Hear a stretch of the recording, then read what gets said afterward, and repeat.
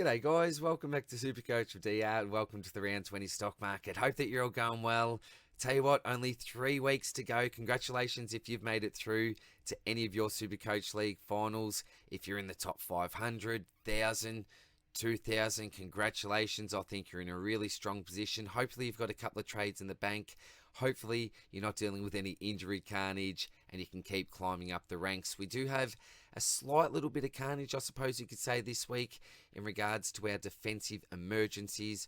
Blokes like Carmus, D'Ambrosio, not selected this week. Ware is out with an injury as well. So things aren't looking really rosy there, given the fact that we've still got George Hewitt out 3 weeks in a row that Georgie boy is going to be missing. If you've got the trade, absolutely get rid of him, I think. But if you're still holding on to him and you don't have any trades, then most likely you are going to be struggling in regards to your cover. So, yeah, if that's the case, pretty unfortunate.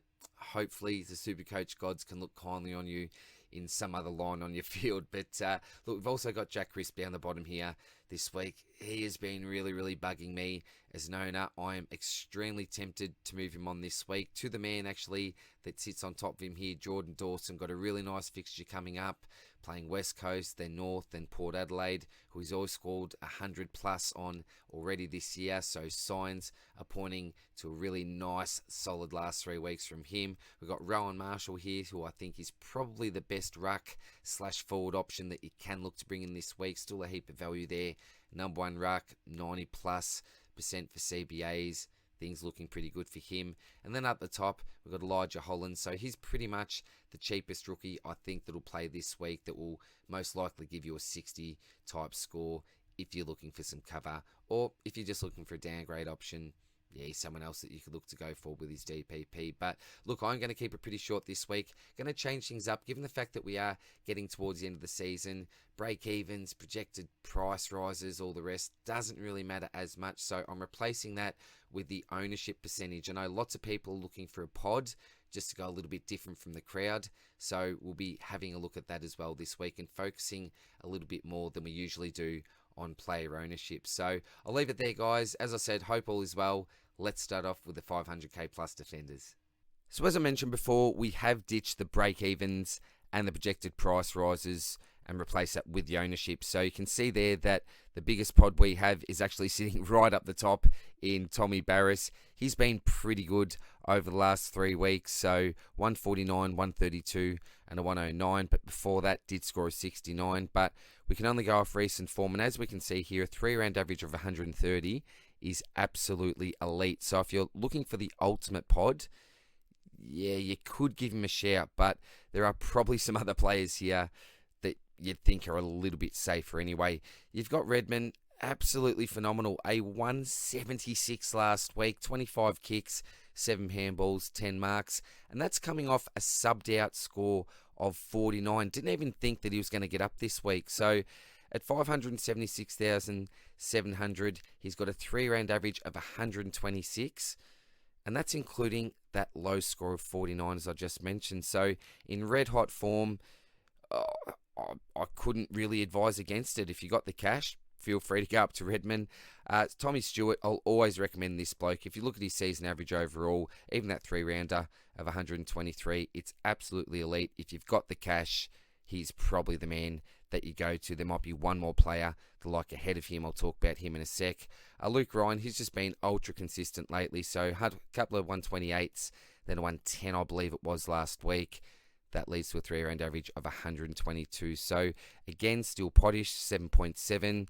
Most of the players you see here are pods, and only 3 of these players sit above 10% ownership. And that's obviously Stewart, Sinclair, who we'll talk about now, and Dawson, who I will talk about in a sec as well. Sinclair, he's been a phenomenal pick. The only issue I think that you've got with the Sinclair pick is the grand final matchup. So last time he played Sydney, Clark played very close attention to him, only scored the 79, 17 disposals, which was a season low. So that is a little bit concerning because the grand finals are the ones that we want to win, particularly if you're in a cash league or two. So aside from that, yeah, no concerns, I don't think, in the next couple in regards to defensive tags. But yeah, in the SuperCoach final, that could be a little bit of a letdown. See how we go there. Vlostone, Yeah, 115, 558, a decent sort of a pot if you want to go there. Young, really breaking out at the moment. He'll be a gun for the future. I think we'll definitely be looking to select him, possibly in the next year or two. Dale, again, very safe sort of a player, but again, does come up with a bit of an awkward matchup, potentially in the SuperCoach Grand Final, playing Hawthorn. Does Finn McGuinness go to him? I'm not too sure. There's plenty of midfielders that he could also go to, so that's no guarantee, but maybe something just to keep in mind anyway. Gus, 122, 123 in the last couple. He is actually playing in the midfield at the moment. CBA rate is up. I think he's a really good pick at 518,500. 3-rounder of 107. Yeah, I really like the value here. I like him. He's probably in my top 4 selections, I think, from these slides. Saad, again, he's had a really nice couple of weeks. Coming off, I think it was like a 60-odd, a 70-odd. He's come back with a 136 and a 111, so a decent pod there, 6.4%. And this man, Jordan Dawson. So I am a big fan of Dawson, and for me, he should be your number 1 target this week if you are looking to get a premium defender in. I'd have him over Tom Stewart, and a big reason for this is his upcoming draw. So on the next 3, plays West Coast, North Melbourne, and then Port. So earlier this year when he played West Coast, 106, which isn't the greatest score, but still decent. North, 134, and Port, a 123. So even though he's been out of form lately, you may argue, 80, 92, 93, 126 in the last 4 weeks. He has faced the McGuinness tag for that 80, and then the Clark tag for that 93. And 93 on Clark, I actually think is a really good effort. And remember, if he does get tagged, they can still move him forward, and he can have an impact there as well. Can take a contested mark, normally puts one through the big stick. So I really like him as a selection, particularly coming up against the 2, pretty much poorest sides in the comp. And then we got Shannon Hearn. I'll tell you what, the old fella has not been bad at all. Only gone under 100 once in his last 5, and a nice 137 last week. So owns by under 1% of coaches. Again, similar to his mate Tom up the top. If you're looking for an ultimate pod, yeah, you might want to go in, but yeah, certainly better options for mine. On to the defenders, 250 to 500k, and we've actually got a few nice 3-round averages for this price point. Here up the top, we've got Eddie Richards. He's had a really nice 3 weeks, 114, 126, and a 112, priced at 460. Bit of a bargain there if you're looking for a bit of value. Got Kitty Coleman there coming off a 118, 119, and 105. Has benefited a little bit, I think, from Richard being out of the side. Did cramp up towards the end of the game last week, but had an absolute ripper. I think very close to our best on ground. Now, Taylor, he's been an absolute roller coaster, so I'll read you out some of his consecutive scores. So we go 56, 124, 78, 134, 71, 132. So if the pattern continues, he's in for an absolute stinker this week, so probably stay away. Then we come to the 3 Sydney boys in Fox, the Lizard, and the Seagull. Sounds like some sort of a children's fable, doesn't it? But look, out of the 3, and it might surprise you, but I'm actually going with Fox. And when I say it will surprise you, if you look at the 3-round averages there, 107, 90, and 86, it probably is the obvious pick. But looking at the ownership, only 0.3%. Compared to Lloyd, almost 14, and Lizard at around 5.5. So Foxy, since he's come back into the side, scored a 92, 70, 80, nice 135, 97, 95. So a pretty nice last 6 weeks from him, fairly consistent. I'd probably go with Fox if you're looking at one of the Sydney fellas here. Lizard had a pretty decent game last week, though, really exciting type play. He'd be the most entertaining pick, put it that way. Rioli, yeah, not really. 3-rounder of 78, not for me. And then we come to these 2 fellas, Short and Crisp. Look, I'm looking to trade one of these fellas out this week. I've changed my decision. Originally, it was Crisp out, but given the fact that he's playing the first game, Short's playing a little bit later on, I've only got the 2 trades left. One of these will be a luxury upgrade to Jordan Dawson. I'm most likely going to trade Short out, and a big reason for that is because I've got a little bit of time just to see if there's any carnage, any laid outs, any injuries that I cop in the early games. Hopefully I don't, but if I do, then I may even keep onto that extra trade and avoid trading at all. So yeah, that's a part of the reason why I'm going short out over Crisp. The other reason is I haven't got much money in the bank whatsoever after I complete this trade. So given the fact that Shorty is priced at around 15k more than Crisp, that'll be nice just to store in the bank, because I think I'll only have about 17k all up. So yeah, out of the defenders here, I really do love Kitty. That may be some Brisbane bias, but was cramping up last week, had a hammy. Yeah, it could be a little bit dicey. You've got Richards there, really good form.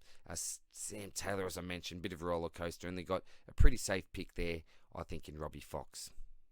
Onto the defenders under 250k, and there is one man that absolutely stands out here. It is Jayce Burgoyne, 221,100, a very, very quick rise from him, owned by 12.5% of the comp, so that's been a really good buy over the last couple of weeks. Has not let his owners down, provided some really, really good cover. But if you don't have the cash to go up to someone like a Burgoyne, most of us aren't looking at someone over the 200k mark. You do have Worrell up the top. He scored an 87 in his first game, owned by less than 1% of the comp, so certainly look to get him in. Think he keeps his spot this week. Dawson, possibility. Archer, I don't think plays this week. And Alir, well, just wouldn't go there. 14, priced at 144,300, already at that elevated price. Just don't think there's any value there. So I'd probably be looking at Worrell if you don't have the money to go all the way up. On to the midfielders, 500k plus, and I do feel like I'm on repeat with half of these blokes from week to week. Rory Laird up the top. Well, again, I'll say it. He's a thorn in my SuperCoach side. Rookie mistake not bringing him in when I had the opportunity, but he's well gone for me now. Priced at over 700k, 3-round average of 146, and amazingly only owned by under 20% of sides. This bloke has just been on fire ever since he's came back into the side after that short layoff at the start of the season. Oh man, it really, really hurts. But I tell you what, the blow does get softened a little bit by Zach Merritt. Poor old George. I've never seen a bloke so shattered that a tag was out this week. He's been hoping that Merritt would receive a tag. Lockie Ash could have been the man to do it this week, but unfortunately he has been omitted. So got a chance of possibly Perryman lining up on him, but I'm hoping as an owner that no one goes near him and Parrish just farms him out the ball. Beautiful. That would be just absolutely beautiful for me. Miller in the middle of those two, just been super consistent lately, seen some really big scores, displaying his ceiling, and we were a little bit worried with him, say 2 months ago. He was going sort of one up, one down, and then even a couple of down in a row, but he's really found form. Yeah, one of my favourite players in the comp, as you know. The only possible downside this week in particular is the fact that he does come up against Hawthorn, and Finn McGuinness may pay some close attention to him. Jack Steele, another one of our favourite players, 3-rounder of 128. A little bit disappointing last week, but has shown his ceiling lately. I think he's a fine get, but unfortunately, you're simply not getting the value that you were a few weeks ago. Klug, ultimate pod there, only 2.2% of coaches own him. 572,400, 3-rounder of 123. He has really stepped up this year and a bit of a new role, playing more on the inside rather than the wing. He's our second best midfielder behind Lockie Neal, and definitely one for the future. This year, only go there if you're really looking for a point of difference, I think. Track had a really nice game last week. Did mention on radio that he really wanted to take responsibility, needed to go big. The senior players needed to lift. Yeah, and we certainly saw that from him, so hope that continues. A little bit hard to trust up and down, but those big ceiling scores do make up for those 80 to 90 types. Neal's just been pretty average lately, 3-rounder of 118. No disasters, but yeah, a little bit worried chucking the captaincy on him. Cripper, he has definitely been up again. Hewitt's out. Cripps, I'm hoping, will go another 120 plus. Even though it's against my Lions, I just want a Lions win, and then a little Cripper 120 plus would just be a cherry on top. But yeah, last week, disposal count of 41, career high for him. So I wish I'd have been able to watch the game. I couldn't. As you would have heard in my round review, didn't watch a heap of footy last week. So yeah, I missed out on this one, but yeah, celebrating when I saw his score. Mills, another solid game from him. Great vice captaincy option. As you know, just got a massive ceiling. Brayshaw's another one that did really well for me last week with 130 plus score. My midfield was absolutely phenomenal last week. And really the only disappointment for me was Clary, but we can forgive him. Obviously coming back from that thumb injury, 661,000, playing on the Friday night. I'm going to put the VC on him. I think that he'll go big. Collingwood don't have the best midfield going around, and I think that teams can score pretty decently against them. So, Clary VC for me, really hoping that 3-round average by the end of the season can be close to what Rory Laird's is at a 140 plus. On to the midfielders, 250 to 500k, and we've got a few blokes to discuss here. Am I a fan of any of them? Not particularly. If you have a look at the ownership, I think that says it all. The highest owned player we have here is Benny Keys at 9.7. Then we go all the way down to Ollie Wines at only 4.7. So I think that's for a reason. You know, someone like Beast Mode, he's just recently come back into the side. Ollie Wines been up and down like a yo-yo. Keysy's been a little bit disappointing lately. Viney, yeah, up and down again. Danger, saw him score a 20-something the other week, back up to a 90-odd last week. So, yeah, who do you go if you're looking for someone in this price bracket? You got Cherry up the top, 3 round over 104, only owned by 2.4% of the comp. Hewitt's obviously out again this week. Kennedy will be missing, so possibly some more opportunity for him in the middle. He's probably the bloke I like along with Benny Keys. Now, the reason why I do like Keys is simply because of his draw. He is coming up against West Coast and then North Melbourne in the next two, and we know that teams can just do damage against those two sides. So they're the two blokes that I would be looking at. You've got Wines, 93, Redden 99's the ultimate pod, 0.2%. As I said, Beast Mode, yeah, I probably wouldn't go there. So for me, it's either Chera or Benny Keys from the bracket. On to the midfielders, under 250k, got Sonsie, Owens and Menzie. Not too sure if Menzie keeps his spot this week. I think that Sonsie and Owens both do. Sonsie, good game last week, 3-rounder of 69. And Owens as well, solid game from him, 3-rounder of 61. So Owens is owned by 28% of the comp. Many of us brought him in just before he got concussed and just couldn't make his way back into the side. So that's been really frustrating. But he has come back at a good time for some, particularly if you've had an injury or two in your midfield or up forward using some DPP swing with another player. And Sonsie was actually pretty impressive against my Lions last week. Again, Sonsie, Owens, very similar prices. I'll probably go for the more contested one, Owens. On to the rucks, and as you can see from the 3-round averages here, it hasn't been pretty. The man up the top, Rowan Marshall, is certainly my ruck of choice at the moment. And he's pretty much the cheapest that you'll see, apart from Darcy Cameron, who we're a little bit worried about when Grundy returns to the side. But just quickly on Cameron, he has possibly had another reprieve for one more week, given the fact that Grundy has had that little mishap with his ankle. So great to hear for Darcy Cameron owners that Grundy will be out for at least one more. But yeah, he's still a little bit worried when it comes to his role. But the man up the top, getting back to him, Rowan Marshall, priced at 480,900, had over 90% CBAs on the weekend. Massive, massive score from him with 173, 30 touches. He just did everything, this bloke. 7 tackles, intercept marks, some contested. Obviously, the hit-outs that go with being that number one ruck. That's what this man can do. He is so damaging. And I did put a tweet out, it must have been a few weeks ago now, saying that if Ryder does retire next year and Marshall is the number one ruck at St Kilda, then he'll be one of the first selected players in my side. And it would be great if he did maintain that DPP status as well. That would be fantastic. So I'm a pretty big fan of Marshall at this stage, but keep in mind, we can't expect a huge score like that again. It would be an absolute bonus, but if he can go, 110 plus, even what that 3-round average looks like there, that would be fantastic and a big win. I think it's just really hard to trust any of the other guys. Even Maxi, 3-rounder of 104, Goldie 97, the Shrek with 93, just gets worse. 87 for Cameron, 84 for English. He had hope a week or two ago, but no, poor game from him again on the weekend. And Jared Witts, can we believe this? Currently priced at 492,000. He was well over 600k at one point. So he's basically fallen off the cliff. Super disappointing, all these options. So Rowan Marshall, if you're looking for a ruck, is certainly the man that I'd be trading in at this stage.